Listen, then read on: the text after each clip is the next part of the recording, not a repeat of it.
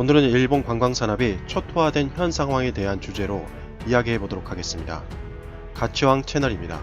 구독과 좋아요 꼭 부탁드립니다.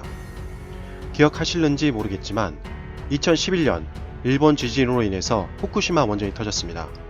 일본을 찾는 관광객이 급속도로 줄어들자 경제 위기에 직면한 일본은 한국의 도움을 요청합니다.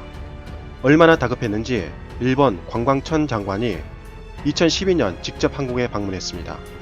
사진을 보시면 아시겠지만 일본 관광청 장관은 한국 관계자와 기자들을 모아두고 직접 애국가까지 한국으로 부르며 일본에 제발 와달라고 홍보하고 관광객을 유치했죠. 애국가를 암기하는 것도 쉽지 않았을 텐데 한국어로 노래를 부르기까지 했으니 결과는 대성공이어서 한국인들이 일본을 많이 방문하게 됩니다. 표를 보시면 아시겠지만 2011년 일본 지진으로 인해서 급락했던 관광객이 한국의 도움으로 인해서 2018년 연간 3천만 명을 넘어서게 됩니다. 이제는 2020년 도쿄올림픽을 통해서 연간 4천만 명의 관광객이 방문할 것이라고 아베는 호언장담했죠. 사실 연간 일본 방문 관광객이 3천만 명이 넘어서는 데는 한국이 지대한 영향을 미쳤습니다.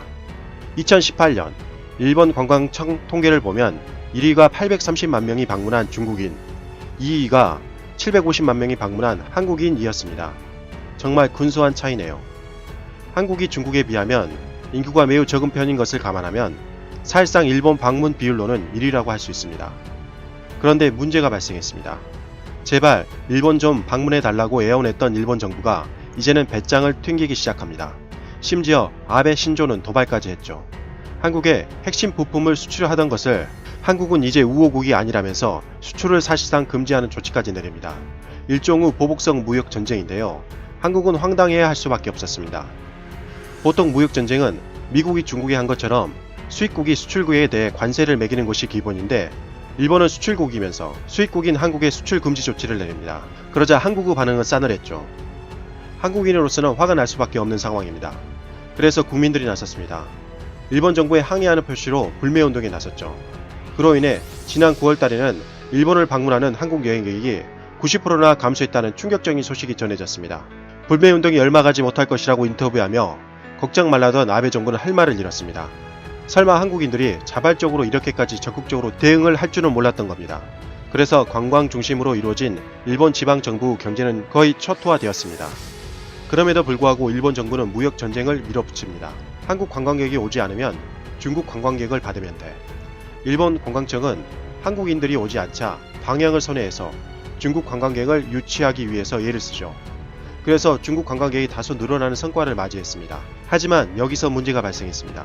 미중 무역 분쟁으로 인해 안전자산으로 분류되는 엔화 가치가 올라가는 반면에 위안화 가치는 떨어졌다는 사실이죠. 일본을 방문하는 중국 여행객 입장에서는 한마디로 양방향으로 여행 비용이 올라갈 수밖에 없는 상황이 된 것이죠. 여행 비용이 급속도로 올라가니 부담이 커진 중국 여행객들이 일본에 와서는 정작 돈을 쓰지 않았다는 겁니다.